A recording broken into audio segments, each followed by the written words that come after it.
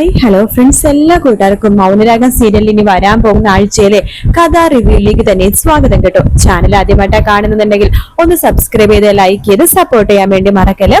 അങ്ങനെ സരയു ഒരുപാട് പ്രതീക്ഷയുടെ കൂടെ തന്നെ കാത്തിരിക്കുമ്പോഴേക്കും കിരൺ കല്യാണിനും കൂട്ടിക്കൊണ്ടാണ് ഹോസ്പിറ്റലിലേക്ക് വരുന്നത് കേട്ടോ.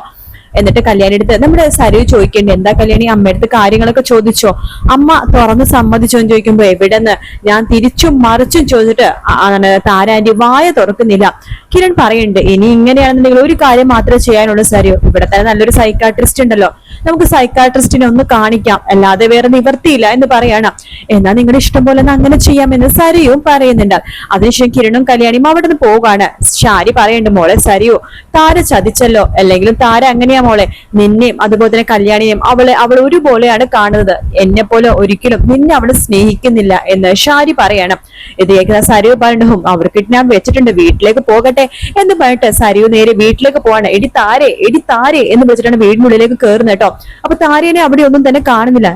ഇവളിത് എവിടെ പോയി എന്നൊക്കെ പറഞ്ഞിട്ട് ദേഷ്യത്തോടു കൂടി തന്നെ സരയു വാതിലൊക്കെ തുറന്ന് നോക്കുമ്പോഴാണ് അവിടെ താര എഴുതിച്ചൊരു ലെറ്റർ കാണുന്നത്. അതില് കല്യാണിനെ കൊല്ലാൻ നോക്കരുതെന്നും, കല്യാണി നീയും എനിക്ക് ഒരുപോലെയാണെന്നും, കല്യാണിനെ കൊല്ലാൻ നോക്കിയ നിന്റെ ജീവിതം നീ തന്നെ കുളം തോണ്ടുവാണെന്നും, അങ്ങനെ ഒരുപാട് ഉപദേശങ്ങളും, അങ്ങനെ ഞാൻ ഇനി പോകുവാണെന്നൊക്കെ രീതിയിൽ ഒരു ലെറ്റർ എഴുതിച്ചിട്ട് അവിടെ നിന്ന് പോകുവാണ്. അതിനുശേഷം സരയു പറയേണ്ട ഷാരി എടുത്ത് അവരെവിടെ ഇറങ്ങിപ്പോയി, മിക്കവാറും വല്ല അമ്പലത്തിലും പോയി ഇരിപ്പായിരിക്കും എന്നൊക്കെയാണ് പറയുന്നത്. അപ്പൊ ആ ഒരു ഭാഗത്തോടെ ഇന്നത്തെ എപ്പിസോഡ് തീരുന്നത്. എന്നോട് ഇങ്ങനെ ഞാൻ അറിഞ്ഞത് താരം മരിക്കുന്ന രീതിയിൽ തന്നെയാണ് ഞാൻ അറിഞ്ഞത് കേട്ടോ. ഇത് ജ്യൂസ് കുടിച്ചിട്ടാണ് എന്താണെന്ന് അറിയില്ല, താരം മരിക്കുമെന്ന് തന്നെയാണ് അറിഞ്ഞത്. ഇനി ലെറ്റർ വെച്ച് താരം മരിക്കാൻ പോയതാണോ എന്ന് അറിയില്ല. സരയു ആണ് പറഞ്ഞ അമ്പലത്തിൽ വരുന്നതും ഇരിക്കുന്നുണ്ടാകുമെന്ന്. പക്ഷെ എനിക്ക് തോന്നുന്നത് സാര മരണത്തിലേക്ക് തന്നെയായി എവിടെയെങ്കിലൊക്കെ പോയിട്ടുണ്ടാകും തന്നെയാണ് തോന്നുന്നത് കേട്ടോ. അതിനുശേഷമാണെന്നുണ്ടെങ്കിൽ നമ്മുടെ താരനെ കാണാനില്ലല്ലോ, താരനെ കാണാതാകുമ്പോഴേക്കും എന്തായാലും കിരണും കല്യാണിയും അന്വേഷിക്കും. അങ്ങനെ കിരൺ പറയും കല്യാണി അടുത്ത്, നമുക്ക് നാളെ തന്നെ ആ ഹോസ്പിറ്റലിൽ അപ്പോയിന്റ്മെന്റ് എടുത്തിട്ട് താരാന്റിനെ കാണിക്കാൻ വേണ്ടി കൊണ്ടുപോയാലോ എന്ന് കല്യാണി അടുത്ത് പറയാണ്. അത് നല്ലൊരു ആലോചനയാണ് കിരണേട്ടാ, നമുക്ക് നാളെ തന്നെ താരാന്റിനെ കൂട്ടിക്കൊണ്ട് ഷാരിയാന്റി കിടക്കുന്ന അതേ ഹോസ്പിറ്റലിൽ തന്നെ കാണിക്കാം. അതാകുമ്പോഴേക്കും ഷാരിയാന്റി അവിടെ ഉള്ളതുകൊണ്ട് കൊണ്ട് തന്നെ സരയൂരും ബുദ്ധിമുട്ടില്ല, രണ്ടമ്മമാരും അടുത്തടുത്ത് ആകുമല്ലോ. അത് നാളെ തന്നെ കാണിക്കാൻ ഒരു കാര്യം ചെയ്യും, നീ തന്നെ താരാന്റി അടുത്ത് പറഞ്ഞ നാളെ ഒരു 10 മണിയാകുമ്പോഴേക്കും റെഡി ആയിട്ട് ഇരിക്കാനായിട്ട് നമുക്ക് രണ്ടുപേർക്കും കൂടി തന്നെ താരാന്റിനെ കൂട്ടിക്കൊണ്ട് പോകാന്ന് പറയണം. അങ്ങനെ കല്യാണിയും കിരണും കൂടി താരനെ കാണാൻ വേണ്ടി താരയുടെ വീട്ടിലേക്ക് പോകുമ്പോഴാണ് എട്ടിക്കുന്ന സത്യം മനസ്സിലാവുന്നത്. അവിടെ താരയില്ല കേട്ടോ. താരയെ അവിടെ ഇവിടെയൊക്കെ അന്വേഷിക്കുന്നുണ്ടെങ്കിലും അവിടെ ഒന്നും തന്നെ കാണുന്നില്ല. അപ്പൊ ആ ലെറ്റർ അപ്പോഴേക്കും സരയു എടുത്ത് മാറ്റിയിട്ടുണ്ടായിരുന്നല്ലോ. അങ്ങനെ കല്യാണി അവിടെയൊക്കെ നോക്കുന്നുണ്ട്, താരനെ കാണുന്നില്ല. കിരണിട്ട് താരാന്റി ഇവിടെ ഇല്ലല്ലോ, എന്നാ പുറത്തെവിടെയെങ്കിലും പോയി കാണുമല്ലോ, കടയിലോ എവിടെയെങ്കിലും ഒക്കെ പോയി കാണുമെന്ന് കിരണും പറയണം. അങ്ങനെ കുറെ നേരിട്ട് താരനെ കാണുന്നേ ഇല്ല എന്നൊക്കെ സംസാരിക്കുന്നുണ്ട്. അതിനുശേഷം സരയുവിനോട് ചോദിക്കേണ്ടത്, സരയു ഒരു ഫോം വിളിക്കുകയാണ്, താരാന്റിനെ ഇവിടെ ഒന്നും കാണുന്നില്ലെന്ന് പറയുമ്പോ അമ്മീനെ അവിടെ നിന്ന് കാണുന്നില്ലെന്ന് പറഞ്ഞിട്ട് സരയു അതിന്റെ അപ്പുറത്തെ അഭിനയം കേട്ടോ, ഒന്നും അറിയാത്ത പോലെ, അയ്യോ അമ്മ അവിടെ ഉണ്ടായതാണല്ലോ, എവിടെ പോയി അമ്മ എന്നൊക്കെ രീതിയിൽ ഇങ്ങനെ ചോദിക്കുകയാണ്. അറിയില്ല സരയു, ഞാനതിനുശേഷം വീട്ടിൽ വന്നിട്ടില്ലല്ലോ, എനിക്ക് അറിയില്ല, കല്യാണിയല്ല അവസാനം അമ്മേനെ കണ്ടത്, ആ സമയത്തിന് അത് കണ്ടിട്ട് വീട്ടിലേക്ക് വന്നിട്ടില്ല എന്നൊക്കെയാണ് സരയു പറയുന്നത്. ആ സമയത്ത് കിരൺ പറഞ്ഞിട്ട് താരാന്റി ഇത് എവിടെ പോയെന്ന് പറയണം. ആ ചിലപ്പോ പുറത്തെവിടെയെങ്കിലും പോയതായിരിക്കും, നമുക്ക് കാത്തിരിക്കാന്നൊക്കെ പറയുന്നുണ്ടെങ്കിലും താരേനെ സമയം വൈകിട്ട് പാതിരാത്രിയായിട്ട് താരേനെ കാണുന്നേ ഇല്ല കേട്ടോ. അങ്ങനെയാണ് നമ്മുടെ കിരണും കല്യാണിയും കൂടി താരനെ അന്വേഷിച്ച് സിയുടെ അടുത്തേക്ക് ഒരു കംപ്ലൈന്റ് കൊടുക്കുകയാണ്, ഇങ്ങനെ താരാന്റിനെ കാണാനില്ലെന്ന് പറഞ്ഞ് കംപ്ലൈന്റ് കൊടുക്കുമ്പോഴേക്കും സിയെയും പറയണത് അതേ സംശയം തന്നെയാണ്. നിങ്ങളെല്ലാവരും സരയുവിനെ വിശ്വസിക്കുന്നുണ്ട്, സരയുവിന്റെ രണ്ടാനമ്മ അതായത് വാർത്തമ്മയായിട്ടുള്ള ഷാരിനെ വിശ്വസിക്കുന്നുണ്ട്. പക്ഷെ ഞാൻ അറിഞ്ഞിടത്തോളം ഷാരിയും സരയുമൊക്കെ വളരെ വളരെ അപകടകാരികളാണ്. അപ്പൊ അവര് ആ പാവപ്പെട്ട മിണ്ടാൻ പറ്റാത്ത സ്ത്രീനെ എന്തെങ്കിലും ചെയ്തിട്ടുണ്ടോ എന്ന് അറിയില്ലല്ലോ. ഒരു കാര്യം ചെയ്യാം, ഞങ്ങൾ ഞങ്ങളുടെ ഭാഗത്ത് നിന്ന് അന്വേഷിക്കാന്ന് സിയെ പറയാണ് കേട്ടോ. അയാളുടെ ഭാഗത്ത് നിന്ന് അന്വേഷിക്കുന്നുണ്ട് കേട്ടോ. അങ്ങനെ താരം എവിടെയാന്നുള്ള കാര്യം ആ ഉത്തരം ആർക്കും കിട്ടുന്നില്ല. അപ്പൊ ചന്ദ്രസേനും രൂപയൊക്കെ പറയുന്നുണ്ട്, മാനസിക വിഭ്രാന്തി കാരണം താരം എവിടെയെങ്കിലും ഇറങ്ങിപ്പോയതായിരിക്കും എന്ന രീതിയിലാണ് ഇവരെല്ലാം പറയണത്. താരക്ക് എന്തോ മാനസിക പ്രശ്നം ഉണ്ടല്ലോ, അപ്പൊ അതുകൊണ്ട് താര ഇറങ്ങി എവിടെയെങ്കിലും പോയിട്ടുണ്ടാവുമായിരിക്കും എന്നൊക്കെ പറയാണ്. അപ്പൊ കല്യാണി പറയണ്ടേ, മാനസിക പ്രശ്നമല്ല കിരണേട്ടാ, താരാന്റിക്ക് എന്തോ വലിയൊരു വിഷമം മനസ്സിന്റെ ഉള്ളിലുണ്ട്, അത് താരാന്റി നമ്മുടെ പറയാതെയാണ്, താരാന്റിയുടെ ചോദിച്ചു തന്നെ നമുക്കത് മനസ്സിലാക്കാൻ സാധിക്കുള്ളൂ. നമ്മൾ സരയുവിനോട് ചോദിച്ചു, സരയു ഒന്നും തന്നെ പറയുന്നില്ല, സരയുക്ക് ഒന്നും അറിയില്ലെന്നാണ് പറഞ്ഞത്. അപ്പൊ അതിനർത്ഥം എന്താ, താരാന്റി ആ ഒരു വിഷമം, മനസ്സിലെ വിഷമം തന്റെ മകളായിട്ടുള്ള സരയുവിനോട് പോലും പറഞ്ഞിട്ടില്ലെന്നല്ലേ അതിനർത്ഥം. അതുകൊണ്ട് തന്നെ നമ്മൾ ഷാരിയ താരാന്റിനെ കണ്ടുപിടിച്ച് എങ്ങനെയെങ്കിലൊക്കെ സത്യം തെളിയിച്ചേ പറ്റൂ. ആ സമയത്ത് തന്നെ കിരണിനെ ആ സേവ്യർ വിളിക്കുകയാണ്, എടാ നിങ്ങൾ അന്വേഷിക്കുന്ന പയസ് ഇന്ന ലൊക്കേഷനിൽ ആ ഒരു പരിധിയിൽ ഉണ്ടെന്നാണ് തോന്നുന്നത് പറഞ്ഞൊരു ലൊക്കേഷൻ പറഞ്ഞു കൊടുക്കുകയാണ്.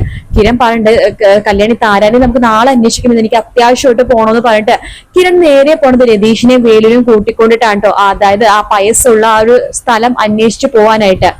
അങ്ങനെ കിരൺ വേലുവിനെ രതീഷിനെയും കൂട്ടിക്കൊണ്ട് പയസ് ഉണ്ട് എന്ന് പറഞ്ഞ ആ ഒരു സ്ഥലത്ത് പോയി അന്വേഷിക്കാട്ടോ. അവിടെ പോകുമ്പോഴൊക്കെ പയസിന് ആളെ കണ്ടുപിടിക്കണം, ആളെ ഓടി രക്ഷപ്പെടാൻ വേണ്ടി നോക്കുന്നുണ്ടെങ്കിലും കിരണും രതീഷും വേലുവും കൂടി ചേർന്ന് അയാളുടെ കയ്യും കാലൊക്കെ ബന്ധിച്ചതിന് ശേഷം അയാളെ പഴയ പോലെ തന്നെ, അതായത് നമ്മുടെ രാഹുലിനെയും സ്റ്റെഫിനെയും ഗംഗപ്രസാദിന്റെ ഗുണ്ടകളെയും ഒക്കെ എവിടെയാണോ കൊണ്ടേ കാട്ടിൽ കൊണ്ടിട്ടത് അതേ സ്ഥലത്തിന് അയാളെയും കൊണ്ട് കാട്ടിലിട്ട് കിരൺ പറയുന്നുണ്ട്, എടാ നിനക്കറിയാവോ ഇവിടെ നിന്നാണ് കുറെ പേര് മരിച്ചിട്ടുണ്ട്, നീ ന്യൂസിലൊക്കെ കണ്ടു കാണായിരിക്കും, രാഹുൽ അങ്കിൾ, അതുപോലെ തന്നെ സ്റ്റെഫി, പിന്നെ സ്റ്റെഫിയുടെ ഗംഗപ്രസാദിന്റെ ഗുണ്ടകള്, ഗംഗപ്രസാദ്, അതുപോലെ തന്നെ അങ്ങനെ കുറെ പേര് ഇവിടെ നിന്ന് മരിച്ചിട്ടുണ്ട്. നിന്റെ വിധിയും അങ്ങനെ തന്നെയാണ്. മൃഗങ്ങൾക്ക് കുറെ നാളെ ഭക്ഷണം കിട്ടിയിട്ടുണ്ടെന്നാ കേട്ടത്. ഇപ്പൊ മഴക്കാലമൊക്കെ ആയിട്ട് അവർക്ക് ഭക്ഷണം തേടി പിടിക്കാൻ ഭയങ്കര പാടാ. എന്തായാലും അവർക്കിന്ന് ഭാഗ്യമുണ്ട്, നിന്നെ പോലത്തെ ഇത്രയും തടിയുള്ള ഒരാളെ കിട്ടിയാലോ, അവർക്കിന്ന് വയർ നിറച്ച് ഭക്ഷണം കഴിക്കാമെന്ന് പറയണ എന്നെ വെറുതെ എവിടെയാണ്, ഒരു തെറ്റും ചെയ്തിട്ടില്ല. പിന്നെ എന്തിനാണ് നീ കല്യാണിനെ കൊല്ലാൻ വേണ്ടി വന്നത്? ഇല്ല, ഞാൻ കല്യാണിനെ കൊല്ലാൻ വേണ്ടി വന്നിട്ടില്ല. അതേ കള്ളം പറഞ്ഞു കഴിഞ്ഞാൽ ഞങ്ങൾ ഇവിടെ ഇട്ടേച്ച് പോകും കേട്ടോ. മൃഗങ്ങളും വലിച്ച് പറിച്ച് കടിച്ചു തിന്നും.